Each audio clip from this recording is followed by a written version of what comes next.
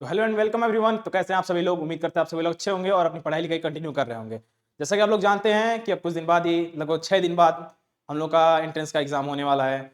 और कुछ बच्चे ऐसे भी हैं जो पूरा का पूरा सिलेबस पढ़ चुके हैं, रिवाइज कर चुके हैं और भी पेपर सॉल्व कर चुके हैं। कुछ ऐसे बच्चे हैं जो अभी तक कुछ भी नहीं पढ़े हैं, कुछ भी उन लोग को पता नहीं है सिलेबस क्या है या फिर क्वेश्चन कौन कौन से आने वाले हैं, कौन कौन से क्वेश्चन आ सकते हैं, कौन सा कॉलेज मिलता है, या फिर कोई भी इंफॉर्मेशन जिन बच्चों को नहीं है। वो बच्चे अभी से अगर इस चैनल से जुड़ जाएं और 6 दिन के अंदर 6 दिन लगातार एकदम इस चैनल को अच्छे से फॉलो करें, ठीक है। जो जो चीजें बताई जा रही हैं, जो जो चीजें सिखाई जा रही हैं, जो जो वीडियोस दिए जा रहे हैं, जो जो इन्फॉर्मेशन दी जा रही है, उनको फॉलो करें और उनको क्या करें, यूटिलाइज करें टाइम को। जो 6 दिन बचा हुआ है तो उनका गवर्नमेंट कॉलेज मिलना तय है। ये श्योरिटी इस बात की हम लोग दे रहे हैं, क्योंकि इससे जस्ट पहले जो इससे पहले ईयर में जो भी बच्चे यहाँ से पढ़े थे सीटीएस से, उनका अच्छे से क्या कहते हैं तैयारी हुआ था, अच्छे से एग्जाम हुआ था, उनका गवर्नमेंट कॉलेज निकला था। इनफैक्ट हम लोगों ने काउंसलिंग तक का प्रोसेस जो है सारा हम लोगों ने इसी चैनल से किया था। और जस्ट उसके बाद जब बढ़ते हैं आगे तो सेमेस्टर एग्जाम्स आते हैं, तो सेमेस्टर एग्जाम्स के लिए जस्ट इसी का एक ब्रांच खोला गया सीटीएस, जो ऑफिशियल चैनल है उस पे सीटीएस की वीडियोस डाले जाते हैं, ठीक है। अभी हम लोग बात करने वाले हैं एंट्रेंस एग्जाम में जो फिजिक्स का जो मोस्ट इंपॉर्टेंट क्वेश्चंस है उसके बारे में, ठीक है। उसमें से मैं 20 टॉप क्वेश्चंस आपके लिए लेकर के आया हूं। हम 20 टॉप क्वेश्चंस के बारे में क्यों बात कर रहे हैं? कुछ ऐसे भी क्वेश्चन एक्सपेक्टेड क्वेश्चंस होते हैं जो हर ईयर में क्या करते हैं, रिपीट की जाती है। क्या की जाती है? देखिए, इसको आगे बढ़ाते हैं तो देखिए, जो क्या की जाती है हर ईयर में मान के चलो क्या क्या होता है, हर ईयर में रिपीट की जाती है। ऐसे भी कुछ क्वेश्चन होते होंगे। मान लो कुछ ऐसे भी बच्चे हैं जो कुछ भी नहीं पढ़े हैं, कुछ भी नहीं जानते हैं, जो रिपीटेड क्वेश्चन है वो देख लो भाई, आपका तो क्लियर हो जाएगा। ऑब्वियस है, ज्यादा नहीं 25 क्वेश्चंस आते हैं। कितने? फिजिक्स में आपके 25 क्वेश्चंस आने वाले हैं। 25 क्वेश्चंस में से आपके मान के चलो तो 5 और 6 क्वेश्चंस ऐसे हैं जो रिपीटेड क्वेश्चन आते हैं। क्या आते हैं? रिपीटेड क्वेश्चन आते हैं। तो सर ये रिपीटेड क्वेश्चन हम कैसे करेंगे? तो आप करेंगे कैसे? हम आपको पढ़ाते रहेंगे, पीवाईक्यूज पढ़ाएंगे। क्या पढ़ाएंगे? पीवाईक्यूज पढ़ाएंगे, मोस्ट इंपॉर्टेंट क्वेश्चंस पढ़ाएंगे। तो उससे बस आपको देख करके आप पूरा अंदाजा लगा सकते हो कौन कौन सा क्वेश्चन आने वाला है, कौन कौन सा नहीं आने वाला है। ज्यादा आपको इसमें परेशान होने की जरूरत नहीं है, कोई बहुत बड़ा पहाड़ नहीं है। एंट्रेंस निकालना इजी है, सिंपल। आप बस 6 दिन अच्छे से फॉलो कर लो, जो जो चीज हम लोग कह रहे हैं आपका आराम से क्लियर हो जाएगा, ठीक है। कोई इशू नहीं होगा। तो चलते हैं हम लोग आगे। देखिए फर्स्ट क्वेश्चन आपका क्या है? देखिए, तो फिजिक्स में सबसे फर्स्ट क्वेश्चन आपका जो मोस्ट इंपॉर्टेंट क्वेश्चन मैंने लिया है, उसमें क्या लिखा हुआ है? फर्स्ट क्वेश्चन आपका है, एंगस्ट्रॉम किस भौतिक राशि का मात्रक है? क्या बोला है? एंगस्ट्रॉम। तो सबसे पहले सर क्वेश्चन जानते हैं। क्या बोला है सर? क्वेश्चन बोला है एंगस्ट्रॉम। तो सबसे पहले इसमें क्या और क्वेश्चन बन सकता है कि एंगस्ट्रॉम का जो सिंबल होता है वो क्या होता है? तो एंगस्ट्रॉम का सिंबल होता है ये ए और ऊपर ऐसे डॉट लगा दिया है, ठीक है। इसे बोलते हैं एंगस्ट्रॉम। एंगस्ट्रॉम क्या मेजर करता है? तो सर एंगस्ट्रॉम मेजर करता है क्या? प्रकाश की तरंगदैर्घ्य को मेजर करता है। किसको मेजर करता है भाई? प्रकाश की तरंगदैर्घ्य को मेजर करता है। किसको? प्रकाश की तरंगदैर्घ्य को, मतलब वेवलेंथ। क्या? जो इंग्लिश मीडियम वाले बच्चे हैं उनको भी ये चीज समझ आना चाहिए। क्या चीज है बाबू? वेवलेंथ है। किसका? Wavelength of light. किस चीज की वेवलेंथ होती है? लाइट की। मतलब क्या हुआ सर? वेवलेंथ ऑफ लाइट का मतलब क्या हुआ? लाइट है, लाइट कितना डिस्टेंस ट्रेवल करता है, इस चीज को ये जो है डिफाइन करता है। क्या? एंगस्ट्रॉम। और एंगस्ट्रॉम क्या है? एक मेजर करने का एक यूनिट है। जैसे मान लो हम लोग पानी को या फिर दूध को लीटर में मेजर करते हैं, वैसे वेवलेंथ ऑफ लाइट को हम लोग किसमें मेजर करते हैं? एंगस्ट्रॉम में मेजर करते हैं। इतना क्लियर हो गया एंगस्ट्रॉम क्या होता है? एंगस्ट्रॉम किस फिजिकल क्वांटिटी की यूनिट है? तो हम लोग को ये समझ गए कि वो किसकी यूनिट है? वेवलेंथ ऑफ लाइट की। सेकंड क्वेश्चन देखते हैं, ठीक है। सेकंड क्वेश्चन क्या बोला है हम लोग का? बोला है कि निम्न में से कौन अदिश राशि है? देखो इंग्लिश वाले बच्चे जो वो जान ले, विच वन इज क्या? देखो एक होता है वेक्टर, एक होता है स्केलर। वेक्टर का मतलब होता है सदिश राशि, स्केलर का मतलब होता है अदिश राशि। यहां पे क्या पूछा है हम लोग को? स्केलर पूछा है। किसका पूछा है भाई? Which one is vector, sorry scalar quantity. तो कौन सी स्केलर क्वांटिटी देख लेते हैं भाई। अब बताओ बल, थोड़ा सा हम लोग इसको अच्छे से क्लियर कर लेते हैं। अब बल के बारे में बोला है, तो बताओ बल अदिश राशि है कि सदिश राशि है? मतलब वेक्टर है या फिर स्केलर है? ये बताओ किसी भी ऑब्जेक्ट पे या फिर किसी भी चीज पे आप क्या करते हो? फोर्स अप्लाई करते हो, पुश करते हो उस चीज को, तो एक डायरेक्शन होना चाहिए ना किसी भी चीज का। मान लो आप किसी भी बॉडी को, कभी हो सकता है कि कोई ऑब्जेक्ट आपके पास ऐसे रखा हुआ, ठीक, उस ऑब्जेक्ट को ऐसे आप पुश कर रहे हो, कभी हो सकता है आपको ले जाना उधर है और आप ऊपर से ऐसे क्या करते हो? पुश करते हो। जब आप ऊपर से पुश करोगे तो क्या होगा? वो किसी डायरेक्शन में आगे बढ़ेगा नहीं, बल्कि वो वहीं पे स्टेबल रहेगा। इसलिए हमें जब कोई फोर्स अप्लाई करते हैं किसी बॉडी पे तो हमें एक डायरेक्शन की आवश्यकता होती है। किस डायरेक्शन की आवश्यकता? जिधर हम लोग को डिस्प्लेसमेंट करना है। क्या करना है भाई? जिधर भी हम लोगों को डिस्प्लेसमेंट करना है, डिस्प्लेस करना है बॉडी को, उसी डायरेक्शन में हम लोगों को फोर्स को अप्लाई करना चाहिए, तभी जो होता है फोर्स का कोई वैल्यू होगा। इसका मतलब सर हमें फोर्स जब अप्लाई करना रहेगा किसी बॉडी पे तो हमें क्या होगा? हमें डायरेक्शन की जरूरत पड़ेगी। किसकी डायरेक्शन, किसकी जरूरत पड़ेगी सर? डायरेक्शन की। अगर डायरेक्शन की जरूरत पड़ेगी तो आप लोग जानते हो कि अदिश राशि और सदिश राशि क्या होता है। अदिश राशि का मतलब होता है जिसमें दिशा की आवश्यकता नहीं होती है, लेकिन इसमें बल में तो दिशा की आवश्यकता है। इसका मतलब सर हमें तो क्लियर हो गया है बात कि सर इसमें जो बल है, बल को दिशा की आवश्यकता है, इसलिए क्वेश्चन गलत है, मतलब सॉरी ये ऑप्शन गलत है, ये ऑप्शन नहीं होगा। सेकेंड आते हैं, वेलोसिटी भी सेम है। वेलोसिटी को भी क्या होता है? हमेशा हमेशा डायरेक्शन की नीड होती ही होती है। बिना डायरेक्शन के वेलोसिटी डिफाइन नहीं की जा सकती। फिर आ जाते हैं हम लोग डिस्प्लेसमेंट पे। डिस्प्लेसमेंट भी एकदम सेम ऐसा ही है कि अगर हम लोगों को किसी बॉडी को डिस्प्लेस करना है, मूव कराना है, उसके लिए एक पर्टिकुलर डायरेक्शन होना ही चाहिए। क्लियर है आप लोग यहाँ पे? सर ये डायरेक्शन को इसको डायरेक्शन की जरूरत पड़ती है, इसको डायरेक्शन की जरूरत पड़ती है, इसको डायरेक्शन की जरूरत पड़ती है। सर ये क्या है? अभी बात तो आयतन है, कोई ऑब्जेक्ट है, ऑब्जेक्ट सॉरी छोड़ो इसको, नहीं मान लो एक बाल्टी में पानी है, ठीक है, उस बाल्टी के पानी का तुमको आयतन निकालना रहेगा, ठीक, तो लेंथ, ब्रेथ, हाइट, इन तीनों को लोगे। उसमें कहीं पे भी बताओ लेंथ, ब्रेथ, हाइट, इन तीनों चीजों में कहीं पे भी अगर आपको डायरेक्शन की नीड अगर पड़ रही हो फिर हमको बताओ। कहीं नहीं पड़ती है सर। बिना डायरेक्शन के हम उसकी वॉल्यूम को बता सकते हैं, डिफाइन कर सकते हैं। उसमें हम लोग को क्या नीड पड़ेगा? लेंथ कितना है, ब्रीथ कितना है, हाइट कितना, ये बस तीन चीज हम लोग के पास पता रहेंगी तो हम लोग उसको क्या कर सकते हैं? डिफाइन कर सकते हैं। क्या कर सकते हैं भाई? डिफाइन कर सकते हैं वॉल्यूम को। इसलिए सर हमें जो आयतन है, आयतन क्या है? वो एक स्केलर क्वांटिटी है। रीजन क्या है सर? वॉल्यूम को डिफाइन करने के लिए हमें किसी भी डायरेक्शन की नीड नहीं पड़ती है, इसलिए ऑप्शन नंबर डी आपका करेक्ट हो जाएगा। क्लियर हो इतना? देखो इतना थोड़ा सा ब्रीफ में इसलिए बता रहा हूं ताकि जो बच्चे नहीं पढ़े हैं, मोस्ट इंपॉर्टेंट क्वेश्चन देख रहे हो, तो ऐसा नहीं है कि बस एक क्वेश्चन देके टिक लगा दिया आगे बढ़ गया, ऐसा नहीं है। कुछ ऐसे बेसिक चीजें मैं उसमें बता दे रहा हूं, ऐड कर दे रहा हूं, ऐड ऑन कर दे रहा हूं, ताकि आप अगर उस चीज को देखो कुछ क्लियरेंस और मिल जाए। हो सकता है इससे रिलेटेड क्वेश्चन कुछ आ जाए, बाई चांस अगर इससे रिलेटेड क्वेश्चन आ जाए तो सेम क्या करोगे आप? इस लेक्चर को देखे रहोगे तो आपका क्लियर हो जाएगा सारी चीजें। ठीक, आगे चलते हैं हम लोग। नेक्स्ट क्वेश्चन क्या है? देखिए भाई, देखो तीनों क्वेश्चन मैं एक ही में ऐड कर दिया हूं, ठीक है, कोई दिक्कत नहीं होगा। देखो गोले की त्रिज्या की मापन में क्या बोला है? त्रुटि 1% है। कितनी है? बोला है कि गोले की त्रिज्या की मापन में त्रुटि कितनी परसेंट है? देखो 1% है। ठीक, इसके आयतन की गणना में क्या बोला है? इसके आयतन की गणना में त्रुटि कितनी होगी? एकदम क्वेश्चन को ध्यान से रखना, ध्यान से देना। ठीक, देखो क्या बोला है? गोले की त्रिज्या की मापन में त्रुटि। मान लो गोला कोई है, उस गोले को मान लो फुटबॉल ही मान लो, ठीक, जो भरा हुआ हो गोला, ठीक, उस गोले का क्या करते हो आप? रेडियस मेजर करते हो। क्या करते हो? ये आपका गोला है, इस गोले का आप रेडियस मेजर कर रहे हो आर। इस रेडियस को जब आप मेजर कर रहे हो तो इसमें क्या हो सकता है? कुछ ना कुछ एरर आ सकते हैं। क्या हो सकते हैं? कुछ ना कुछ एरर आ सकते हैं। ऑब्वियस सी बात है, किसी भी चीज को हम लोग मेजर करते हैं उसमें एरर्स आते ही हैं। चाहे हम लोग पढ़ाई लिखाई करें, एग्जाम में पेपर दे, पेपर सॉल्व करें, पीवाईक्यू सॉल्व करें, या कुछ भी करते हैं तो उसमें कुछ ना कुछ गलतियां जरूर होती हैं। ऑब्वियस सी बात है, इसमें भी गलती होगा भाई।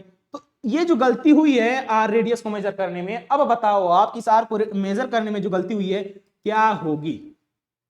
ये चीज पूछा है। देखो अगर आप इसमें ज्यादा दिमाग लगाओगे, इधर उधर ज्यादा ध्यान देना पड़ेगा, तो फालतू का आप पहले क्या करोगे? किसका वॉल्यूम निकालोगे? गोले का। गोले का वॉल्यूम निकालोगे तो v इक्वल टू आपका होता है 4/3 पाई आर क्यूब। ये चीज आपका होता है, ठीक है, यहाँ पे आप क्लियर है? ये चीज आपका होता है। आप इसे सॉल्व करोगे, लंबा चौड़ा जाएगा, कोई मतलब नहीं, आपको एग्जाम में जल्दी से जल्दी करना है, इसलिए हम क्या बताएंगे सर? एक छोटा सा ट्रिक।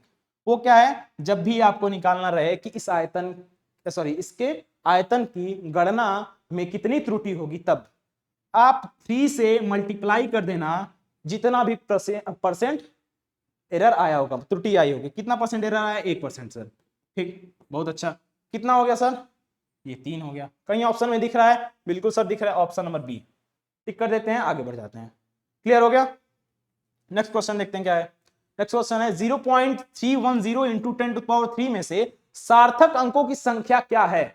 अब देखो सार्थक अंकों की संख्या, कुछ इंग्लिश वाले हैं उनके लिए बता दें, सिग्निफिकेंट फिगर का मतलब होता है सार्थक अंक। ठीक, तो सिग्निफिकेंट फिगर इसमें से क्या होगा? ये जो आपका नंबर दिया हुआ है क्या, 0 इंटू 10⁻³ अब कुछ बच्चे ये सोच रहे हो सर सिग्निफिकेंट फिगर होता क्या है, कैसे निकालते हैं, कैसे हम लोग जानेंगे। अब देखो इसमें कुछ बेसिक रूल्स होती हैं, लेक्चर में अगर आप जाके देखोगे तो लंबा चौड़ा पढ़ना पड़ेगा, उससे अच्छा यहीं पे डायरेक्ट देख लो। अब देखो फर्स्ट रूल क्या कहता है, सर अगर कोई भी नंबर हमारा 10 की पावर में रहेगा, किसमें 10 की पावर में रहेगा, तो सर उसको हम लोग ऐड नहीं करेंगे सिग्निफिकेंट फिगर में। बिल्कुल जो सर आप बोलिए वही कर दिए, 10 की पावर को ऐड नहीं की, हटा दिए साइड। ठीक है भाई, अब देखते हैं, और जो नॉन जीरो नंबर्स रहते हैं उन्हें हम ऐड करते हैं। तो नॉन जीरो नंबर का मतलब क्या हुआ, 1 से लेकर 9 तक, तो 1 से लेकर 9 तक ये दोनों हम लोग ऐड करेंगे। लेकिन नॉन जीरो नंबर्स के बाद अगर कोई जीरो नंबर है, प्रेजेंट है, तो उसको हम लोग ऐड करेंगे। तो ये ऐड कर दिए सर जीरो, ऑब्वियस सी बात है, यहाँ पे जीरो जो है जीरो नंबर है लेकिन नॉन जीरो नंबर्स के जस्ट बाद है, इसलिए हम लोग इसे ऐड करेंगे। क्लियर हो गया बात।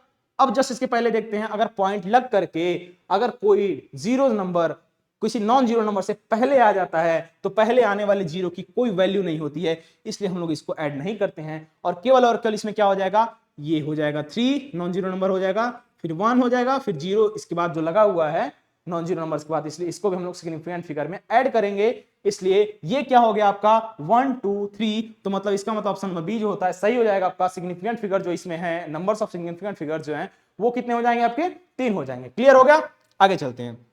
नेक्स्ट क्वेश्चन आपका दिया हुआ है कि कार्य की सीजीएस मात्रक बताइए। कार्य का सीजीएस, अब देखो एक क्वेश्चन आया कि वर्ग का यूनिट आपको बताना है, ठीक है, तो वर्ग का पहले यूनिट वो जान लो, एमकेएस सिस्टम क्या होता है, तो एमकेएस आप जान लो किलोवाट होता है। क्या होता है एमकेएस, क्या होता है आपका एमकेएस आपका होता है किलोवाट, क्या होता है किलोवाट आपका होता है। एमकेएस जान लिए, अब इससे कभी हो सकता है बाई चांस सीजीएस की जगह एमकेएस पूछ दिया, तो सीजीएस की जगह एमकेएस जब पूछेगा तो किलोवाट आप लिख देना, और वही चीज जब सीजीएस पूछेगा तो अर्ग लगा देना। सिंपल सा चीज है, जब एमकेएस पूछेगा तब वो क्या करना है किलोवाट, सीजीएस पूछेगा तो आपको अर्ग लगाना है। दो चीजें श्योर हो गई ना, कोई दिक्कत नहीं होगा। अब क्वेश्चन बाई चांस अगर एग्जाम में आ भी गया तो आप सभी लोग कर लेंगे। ठीक है, आगे चलते हैं। नेक्स्ट क्वेश्चन क्या है आगे, एक वस्तु विरामावस्था से चलना प्रारंभ करती है, उसका त्वरण 5 मीटर पर सेकेंड स्क्वायर है। क्या है देखो भाई, एकदम क्लियर देखना क्वेश्चन, एक वस्तु है वो विरामावस्था से चलना प्रारंभ करती है, मतलब चलना प्रारंभ की, इसका मतलब उसका जो यू है, सॉरी उसका जो यू है वो क्या है, 0 है। प्रारंभ करती है प्रारंभिक अवस्था से, सॉरी मतलब कहां से, विराम अवस्था से चलना प्रारंभ कर, यू इक्वल टू मतलब 0 हो गया। उसका त्वरण दिया हुआ है, क्या वो दिया हुआ है कि 5 मीटर पर सेकेंड का स्क्वायर बराबर क्या दिया हुआ आपका ए का मतलब आपका होता है एक्सेलरेशन, मतलब कि त्वरण आपका दिया हुआ है इक्वल टू 5 मीटर पर सेकेंड स्क्वायर। इतना क्लियर हो गया आपको, आगे चलते हैं।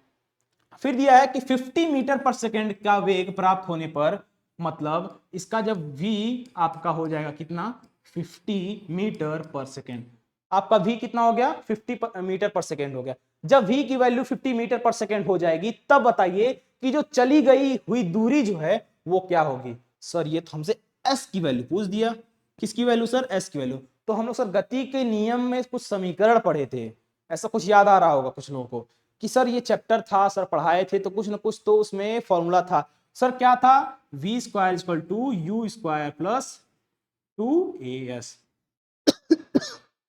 अब देखो v का मतलब क्या हुआ, यहां पे दिया हुआ सर v की वैल्यू 50 का स्क्वायर हो गया, इक्वल टू क्या हो जाएगा u का स्क्वायर मतलब 0 का स्क्वायर मतलब 0 का 0 ही रह जाएगा, कोई मतलब ही नहीं लिखने का। यहां क्या लिखोगे प्लस 2 इंटू ए इंटू एस, 2 इंटू ए की वैल्यू कितनी आपकी 5, यहां पे लिख दो कितना 5 इंटू एस की वैल्यू कितनी है भाई, एस की वैल्यू नहीं दी हुई है सर। क्यों नहीं दी हुई है, क्योंकि एस की वैल्यू ही तो पूछा है, एस की वैल्यू तो ही पूछा है, इसलिए एस की वैल्यू नहीं दी हुई है। अब यहां पे देखिए आगे भाई क्या लिखोगे, एस इज इक्वल टू क्या, ये 50 का स्क्वायर है, ठीक, अपॉन आपका क्या हो जाएगा ये 5 इंटू 10, सॉरी इधर आ जाएगा आपका, हाँ ठीक है, आपका ये क्या हो जाएगा इधर नीचे आ जाएगा, तो आपका ये 10 नीचे आ जाएगा। जब इसको आप सॉल्व करोगे तो आपका आंसर जो आएगा, मैं पहले बता देना आपका 250 मीटर आंसर आपका आ जाएगा, जो कि आपका ऑप्शन नंबर सी है। कोई भी इसमें अगर डाउट हो किसी को भी तो कमेंट सेक्शन में पूछ सकता है, या फिर अगर वो चाहे तो डायरेक्ट मेरा कॉन्टेक्ट नंबर ये है 7080313445, इस कॉन्टेक्ट नंबर पे कॉन्टेक्ट कर सकता है हमसे। ठीक है, कोई भी हेजिटेशन हो, कोई भी डाउट हो, आप एकदम बेझिझक पूछ सकते हैं। इसमें ये सर की बात नहीं है सर मैं छोटा सा चीज नहीं समझ पा रहा हूँ, पूछना सही है कि नहीं सही है, कमेंट बॉक्स में कुछ पूछना सही है कि नहीं सही है, इसमें कोई डाउट नहीं होना चाहिए। ठीक है, आगे चलें। ये क्लियर हो गया क्वेश्चन सबको? ठीक है, हट जाते हैं भाई, सबको ये डाउट क्लियर हो गया? आगे चलते हैं। देखिए नेक्स्ट क्वेश्चन है, क्या दिया हुआ है, दो सदिशों का मतलब दो वेक्टर्स का क्या बोला है, परिणामी अधिकतम होगा। परिणामी का मतलब होता है रिजल्टेंट मैक्सिमम होगा। ठीक, जब उनके बीच का कोण मतलब एंगल बोला है, दो सदिशों का परिणामी अधिकतम होगा जब उनके बीच में कोण होगा। मतलब मतलब बताना है तुमको, that type of angle when two vectors are in maximum resultant, तब आपको बताना है, तब क्या हो जाएगा। आप देखो, जब दो वेक्टर है, मान लो एक ऐसे, मैं आपको बस एग्जांपल तौर बता रहा हूं, वेक्टर ये है, एक वेक्टर ये है, दोनों क्या है, उसका परिणामी कब अधिकतम होगा, जब उसके बीच का कोण हो। मान लो ये है, इसके बीच में एंगल क्या बनना है, 0। जब एंगल 0 बनेगा तो इसका रिजल्टेंट ऑब्वियस सी बात है कम होगा। अब यही चीज अगर ये वेक्टर ऐसे रहे, ये वेक्टर ऐसे रहे, दोनों अपोजिट डायरेक्शन में रहे, ठीक है, अगर जब दोनों अपोजिट डायरेक्शन में रहेंगे तो इनके बीच में एंगल कितना बनेगा, 180 डिग्री। 180 डिग्री बनेगा तो इसका जो रिजल्टेंट होगा, रिजल्टेंट जो होगा वो क्या होगा, सबसे ज्यादा हाईएस्ट होगा। क्या होगा वो, सबसे ज्यादा हाईएस्ट होगा। और सबसे ज्यादा हाईएस्ट होगा किस पे, 180 डिग्री एंगल पे। 180 डिग्री कहीं दिया हुआ है, जस्ट मोमेंट, सॉरी, जस्ट देखिए इसको, एक चीज इसमें गलत हो गया है। जब अगर आपका वेक्टर जो है, वेक्टर दोनों क्या होगा, सेम डायरेक्शन में होगा, मतलब कि उसके बीच में जो एंगल बन रहे होंगे वो क्या बन रहे होंगे, 0 डिग्री, तब जो आपका रिजल्टेंट निकलेगा वो कितना निकलेगा, मैक्सिमम रिजल्टेंट निकलेगा। क्या निकलेगा भाई, मैक्सिमम रिजल्टेंट निकलेगा। क्लियर है भाई? ठीक, आगे चलें। अब देखो क्या बोला है, कोई वस्तु उस समय तक अपनी विरामावस्था अथवा गति अवस्था परिवर्तित नहीं करती जब उस पर कोई बाह्य बल न लगाया जाए। तो इसका कारण क्या है भाई, देखो आपसे पूछा हुआ है कि जब कोई वस्तु है अपनी क्या है, विरामावस्था में है, ठीक है, स्टेबल एक जगह है कहीं पे, और फिर क्या बोला है, अथवा गति की अवस्था में, या फिर हो सकता है वो मोशन में है, ठीक है, दोनों चीज बोला है। एक तो क्या, सबसे पहले ये बोला है कि अगर वो मोशन में है तो, एक अगर वो स्टेबल है, एक जगह रुका हुआ है, तो बताइए कि तब तक वो किसी मतलब क्या होती है, तब तक वो अपनी अवस्था को, स्टेट को छोड़ती नहीं है। कब तक, जब तक उस पर कोई बाह्य बल ना लगाया जाए, कोई एक्सटर्नल फोर्स उस बॉडी पे नहीं अप्लाई करोगे आप, तब तक वो क्या करेगी, अपनी स्टेट को नहीं चेंज करेगी। इसी चीज को हम क्या कहते हैं, आप जानते हो कि जड़त्व का नियम कहते हैं, जो कि न्यूटन का प्रथम नियम कहा जाता है, उसे हम लोग जड़त्व का नियम भी कहते हैं। न्यूटन के प्रथम नियम को जड़त्व का नियम भी कहते हैं। ये चीज आपको याद रखनी होगी। हो सकता है बाई चांस क्वेश्चन में ऐसे पूछ दे कि जड़त्व का नियम न्यूटन का कौन सा नियम कहा जाता है, तब बोल सकते हैं भाई जानते होगे। अगर ये लेक्चर देखे हो तो आपको पता होगा कि आपका न्यूटन का प्रथम नियम होता है। क्लियर, कोई डाउट नहीं, आगे चलते हैं। आई थिंक सारे क्वेश्चंस क्लियर हो रहे होंगे, और किसी और नहीं आए कुछ भी तो देखो बिना हेजिटेशन के आप कांटेक्ट कर सकते हो, या फिर कमेंट सेक्शन में पूछ सकते हो, या फिर दोबारा वीडियो को देख करके कुछ चीजें समझ सकते हो। ठीक है, आगे चलते हैं।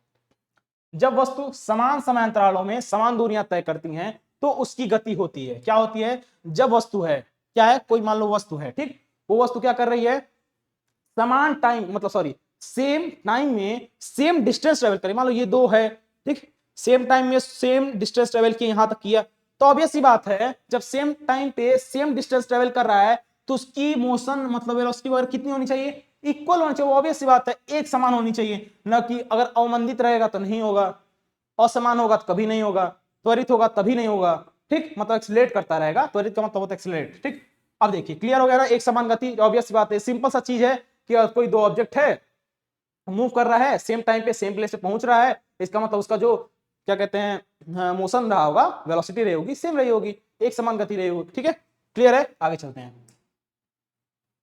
नेक्स्ट क्या है, एक केजी भार का मान कितना होता है। अब बताओ, पूछा है 1 केजी वेट, ठीक है, क्या होता है। अब देखो इसका मतलब W पूछा है सर हमसे, W कैसे निकालेंगे। वैसे सिंपल देखो, अगर आपको याद करना है एंट्रेंस के हिसाब से तो आप 9.8 न्यूटन याद कर लो, सीधी बात है। ठीक, क्लियर हो गया। 1 केजी का वेट कितना होता है, तो 9.8 न्यूटन होता है सर, हम याद कर लिए, बस खत्म हो गया।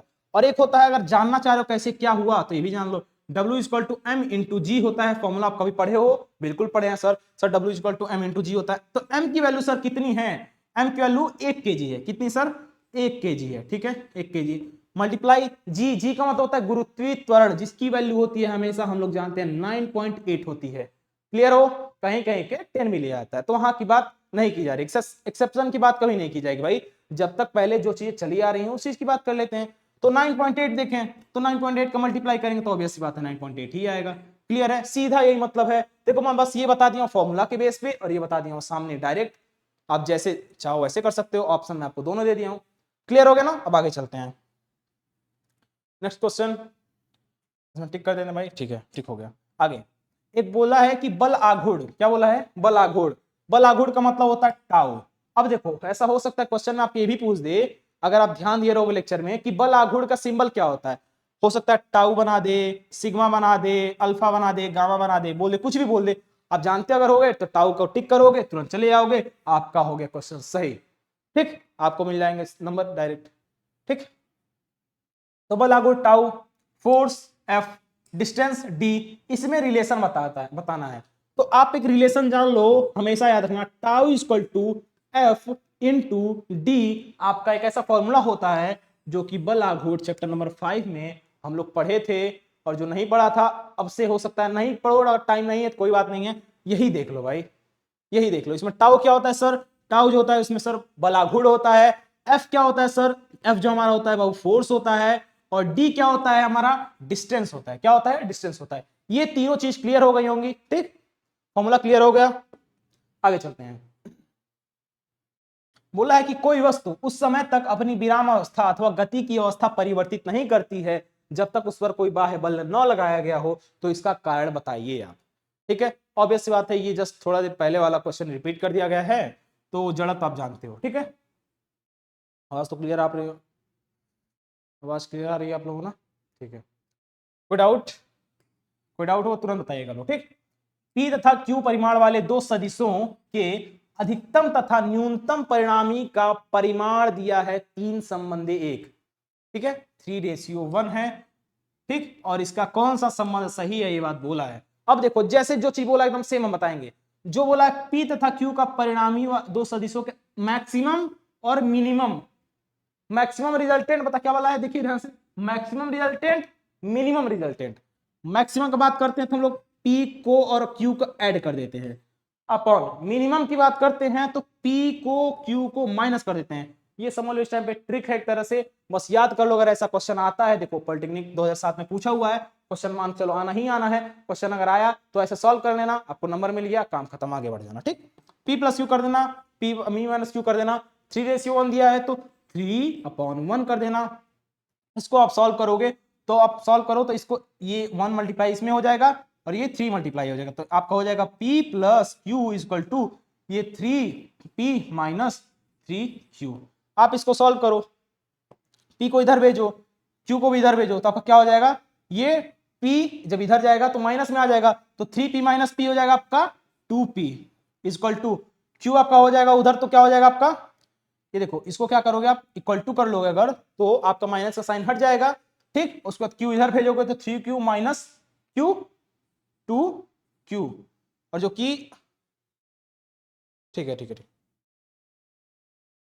P इक्वल टू 2Q, ठीक है, ठीक, ठीक, sorry sorry sorry, just a moment, एक मिनट एक मिनट एक मिनट, इधर आएगा आपका Q, तो आपका क्या हो जाएगा, प्लस में आ जाएगा, तो आपका 4Q हो जाएगा बाबू, ठीक। जब इसको सॉल्व करोगे तो 4Q आपका आ जाएगा, 2P इक्वल टू 4Q आपका हो जाएगा। जब इसको 2 से ऐसे करोगे तो 2 इंटू 2 4 होता है, तो मतलब P इक्वल टू आपका आ जाएगा 2Q, क्या हो जाएगा आपका 2 P इक्वल टू 2Q आपका आ जाएगा, ठीक है। क्लियर हो गया, ठीक है, क्लियर हो गया, आगे चलते हैं।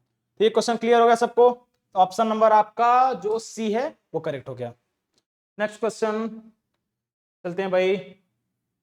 आई होप आप लोगों को समझ में आ रहा होगा अच्छे से, आप लोगों के लिए सब चीजें हम कर रहे हैं।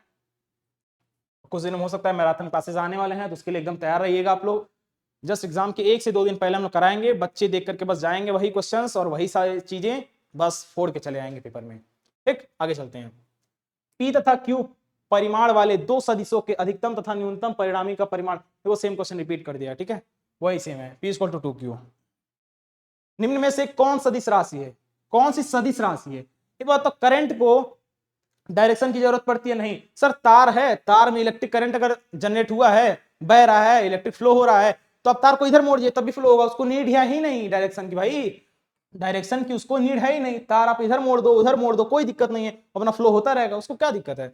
वैद्युत क्षेत्र उसको कोई दिक्कत नहीं है, चुंबक अब इधर ऐसे रख दो वैसे रख दो कोई दिक्कत नहीं, कोई इशू नहीं उसका। अब लेकिन डिस्टेंस का इशू है, अब बोल दिया गया आपको 10 कदम चलो, तो क्या कहोगे सर? बस वैसे चलने लगोगे? नहीं, ऐसा तो नहीं होगा। बोलोगे सर किस डायरेक्शन में सर? साउथ में, ईस्ट में, वेस्ट में, नॉर्थ में? आप बताइए किस में चलना है? ऑब्वियस सी बात है, पहला क्वेश्चन आपका यही होगा। तो मतलब हमें डायरेक्शन की नीड पड़ रही है, जब डायरेक्शन की नीड हमें पड़ रही है, इसका मतलब सर क्या हुआ? डिस्टेंस जो है हम लोग का, जो हम लोग का डिस्टेंस है वो क्या हो जाएगा? सदिश राशि हो जाएगी। क्लियर है भाई? आगे चलें। आगे क्या है? आयतन। आयतन की तो हमें जस्ट इसे थोड़ी देर पहले जो क्वेश्चन अटेम्प्ट किए थे, हमें जान चुके हैं कि आयतन जो है एक अदिश राशि है, इसलिए ये तो कोई होगा नहीं। तो हम लोगों की बात क्लियर हो गया ना कि हम लोग का ऑप्शन नंबर जो सी होगा वो सही हो जाएगा, कि जो डिस्टेंस है वो हम लोग की क्या है? सदिश राशि है, वेक्टर क्वांटिटी है। ठीक, आगे देखिए, एक कागज की मोटाई आपकी दी हुई है 0.0542 सेंटीमीटर, ये दी हुई है आपकी। तो मापन में बताइए कि सिग्निफिकेंट फिगर्स कितने हैं? क्या बोला है? सिग्निफिकेंट फिगर्स कितने हैं, ये बात आपसे पूछा है। तो सिग्निफिकेंट फिगर्स के लिए हम क्या बताए थे, याद आ रहा है पिछले क्वेश्चन में? नॉन जीरो नंबर्स को पहले हम लेते हैं, सीधी बात से ले लिए, खत्म बात। 1 2 3, 3 सिग्निफिकेंट फिगर्स हमको सर दिख रहे हैं, लेकिन सर ये क्या है, इसका कोई मतलब है?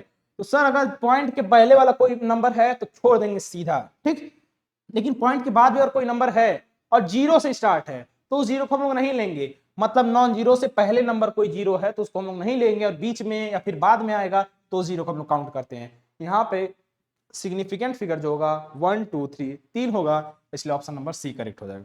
ठीक है, आगे नेक्स्ट क्वेश्चन है 0.06050, आपका ये नंबर दिया हुआ है, इस नंबर में बताना है आपको कि इसमें सिग्निफिकेंट फिगर जो है, क्या सिग्निफिकेंट फिगर जो है कितने हैं सर? तो आपको ये बताने के लिए क्या करना होगा? सबसे पहले हम लोग सर जो बताएंगे कि सर इसमें जो सर आप रूल बताए थे, पहले तो नॉन जीरो नंबर्स को देखते हैं, तो ये नंबर ये नंबर ये नंबर ये तीनों नॉन जीरो नंबर है, इसका मतलब सर हमें 3 तो पता चल गया कि 3 सिग्निफिकेंट फिगर हैं, क्या और भी हैं? तो देखते हैं। ये इससे पहले नॉन जीरो नंबर से पहले वाले जो जीरो नंबर हैं उनको हम काउंट नहीं करते हैं, तो तुरंत हम हटा देते हैं, इन दोनों को हटा दिए। फिर लास्ट में जीरो है, तो सर ये तो जीरो नंबर, इसको हम लोग क्या काउंट करेंगे कि नहीं करेंगे? तो याद करिए रूल को, जो हम बता रहे थे, कह रहे थे कि नॉन जीरो नंबर्स के जस्ट बाद अगर कोई जीरो रहेगा तो उसे हम लोग काउंटिंग करते हैं सिग्निफिकेंट फिगर्स में, तो इसको हम लोग काउंटिंग करेंगे, तो इसमें क्या हो जाएगा? आपका सिग्निफिकेंट फिगर 4 हो जाएगा, जो कि आपका ऑप्शन नंबर डी में दिया हुआ है। ठीक है, इतना क्लियर हो गया? आई थिंक किसी को भी डाउट नहीं होना चाहिए। नेक्स्ट आगे बढ़ते हैं। ये सेम क्वेश्चन है क्या? हाँ सेम क्वेश्चन आगे देखिए, इसे जस्ट पहले वाला क्वेश्चन जो कराए हैं वही सेम क्वेश्चन आ गया। P = 2Q, इसमें आई थिंक 24 या 25 क्वेश्चन हो गए होंगे, और टॉप 20 क्वेश्चंस मैं कराने के लिए आया हूँ, तो एक दो क्वेश्चन जो एक्स्ट्रा हुआ होगा यही क्वेश्चन है। ठीक है, इसके लिए सुना हुआ कोई दिक्कत नहीं है, और कोई दिक्कत अगर होगा बाई चांस तो कमेंट सेक्शन आप लोगों के लिए है, कॉन्टेक्ट नंबर भी दिए हैं। ठीक, बल का आघूर्ण कहलाता है, क्या कहलाता है? बल का आघूर्ण क्या कहलाता है भाई? तो जो किया गया कार्य होगा किसी भी ऑब्जेक्ट का, किसी भी ऑब्जेक्ट के द्वारा किया गया जो कार्य होता है उसे हम लोग बोलते हैं क्या? बल का आघूर्ण, मतलब मोमेंट ऑफ फोर्स। क्या बोलते हैं भाई? इंग्लिश वाले भी जान लो, इंग्लिश वाले हिंदी वाले इस बात के लिए ना डरना कि सर कुछ चीज हमको इंग्लिश में नहीं समझ आ रही है, कुछ चीज हमको हिंदी में नहीं आ रही है। जब मैराथन क्लास लेंगे, जब भी क्लास लेंगे, हम बाइलिंगुअल पढ़ाएंगे, हिंदी में पढ़ाएंगे इंग्लिश में पढ़ाएंगे, तो हिंदी वाले बच्चे एकदम परेशान ना हो कि सर इंग्लिश में पढ़ा रहे हैं क्या, इंग्लिश वाले बच्चे परेशान ना हो कि सर हिंदी पढ़ा रहे हैं क्या। हम दोनों समझाएंगे भाई, आपको दोनों समझ में आएगा, कोई इशू नहीं होगा इन सब चीजों का। ठीक, आगे चलते हैं। अगला क्वेश्चन आपका दिया हुआ है कि 4270, इसका आपको बताना है कि कोटिमान कितना होगा। तो सर कोटिमान क्या होता है? तो कोटिमान का मतलब होता है, पहले तो ये जान लो कि कोटिमान का मतलब क्या होता है। ठीक, कोटिमान का मतलब क्या होता है, कुछ बच्चे जो नहीं जान रहे हैं, कोटिमान का मतलब जानो, जो भी नंबर्स को हम लोग 10 की पावर में लिखते हैं, किसमें? 10 की पावर में लिखते हैं, उसे हम लोग क्या कहते हैं, 10 की पावर में लिखने वाले को हम लोग क्या कहते हैं, नंबर्स को कोटिमान कहते हैं। इतना क्लियर हो गया आपको कोटिमान किसे कहते हैं ना। ठीक, आगे चलते हैं।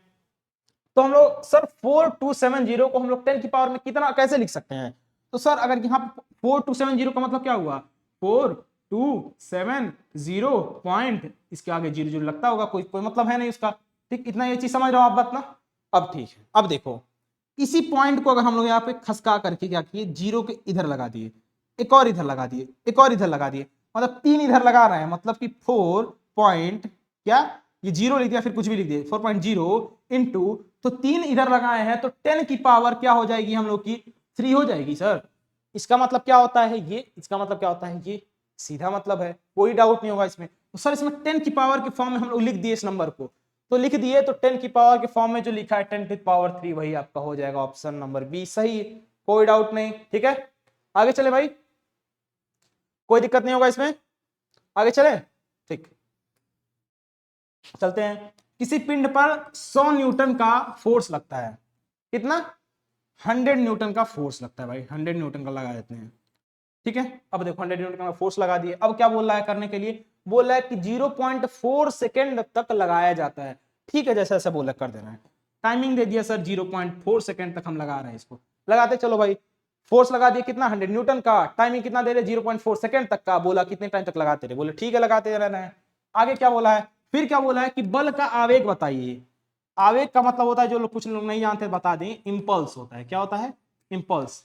इंपल्स का मतलब होता है I is equal to F into t, ये होता है फॉर्मूला, जो कि है आपके लिए जानने के लिए बहुत जरूरी चीज है। ठीक है, I is equal to F into t हो गया। ठीक है, ये क्लियर हो रहा है, ये फॉर्मूला है, यही यूज कर देंगे सर। यहाँ पे एफ की वैल्यू दी हुई है, दी हुई है, टी की वैल्यू दी हुई है, टी की वैल्यू दी हुई है। ठीक है सर, सर फॉर्मूला हम लोग जानते हैं I equal to F into t होता है, एफ की वैल्यू हम लोग के पास 100 है, मल्टीप्लाई कर दिए कितना, टी से 0.4 से, जब 4 से मल्टीप्लाई करेंगे तो एक जीरो जब उठाओगे यहाँ पे तो एक जीरो तो पॉइंट खसक जाएगा, एक और जीरो उठाओगे तो क्या हो जाएगा आपका 40 हो जाएगा। कितना क्या है ये, आई है तो मीटर पर सेकंड में कर देंगे, सीधी बात है।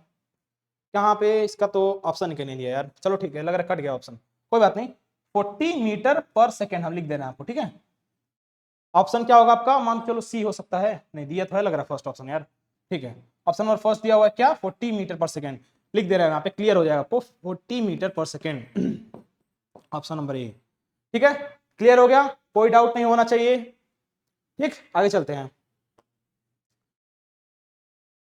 सारा खत्म, चलो भाई सारा क्वेश्चन खत्म हो गया। ठीक है, तो फिर अब हम लोग मिलते हैं नेक्स्ट वीडियो में, तब तक जो भी सारी चीज वीडियो में बताई गई हैं उसको एकदम ध्यानपूर्वक सुनिएगा, ध्यानपूर्वक एकदम अच्छे से समझिएगा, और जा करके एग्जाम में अच्छा परफॉर्म करके आइएगा, ताकि हम लोग का भी नाम रोशन हो और आप लोगों का घर का नाम रोशन हो। और सारी चीजें जो भी चीजें जो आप ड्रीम कॉलेज देख रहे हो, आपको सीटीएस के थ्रू हर कॉलेज मिल जाएगा जो आप सोच रहे हो। बस इन 6 दिनों का सारा खेल है, 6 दिनों के अंदर अगर आप अच्छे से परफॉर्म कर लिए तो कॉलेज आपके हाथ में, नहीं तो फिर कोई मतलब नहीं है। बस एक दूसरे के साथ मिलाते रह जाओगे तो कोई मतलब नहीं होगा। सीटीएस फॉलो करो, बस ज्यादा नहीं, 6 दिनों के लिए, बस 6 दिनों का आपका बात है, बस 6 दिन कुछ होता नहीं यार, लेकिन यहाँ पे बहुत कुछ हो जाएगा। यहाँ पे यही बातें सिखाई जाती हैं कि 6 दिनों में भी बहुत कुछ हो जाएगा।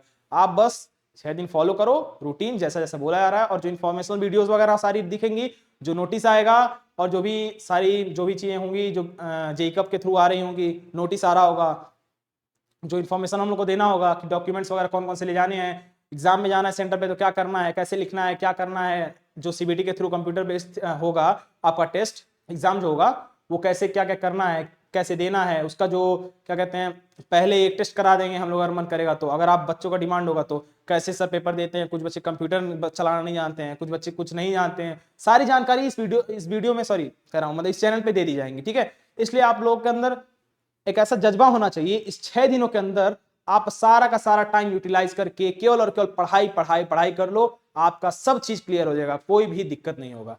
ठीक है, तो आप लोग कमेंट बॉक्स में हम एक ग्रुप का लिंक डाल देते हैं, पिन कर देते हैं थोड़ी देर में, और आप उस ग्रुप को ज्वाइन कर लिए। जो बच्चे ज्वाइन है अच्छी बात है, जो बच्चे नहीं ज्वाइन है वो लोग अभी जाके ज्वाइन कर लेंगे, ताकि कोई भी इन्फॉर्मेशनल वीडियो आएगी या फिर कोई भी इन्फॉर्मेशन आएगी तो आपको ग्रुप में पता चल जाएगा। ठीक है, और हम यहाँ पे आपको पढ़ाने से लेकर के काउंसलिंग तक से, हो सकता है कॉलेज से निकलने तक, जब तक आप कॉलेज से निकल नहीं जाओगे, सेमेस्टर एग्जाम दे नहीं दोगे, पूरा आपका फाइनल ईयर नहीं हो जाएगा, तब तक हम लोग आपके साथ रहेंगे, चैनल आपके साथ रहेगा। इसलिए बने रहिए और पढ़ते रहिए सिविल टेक सोल्यूशन के साथ। ठीक है, धन्यवाद।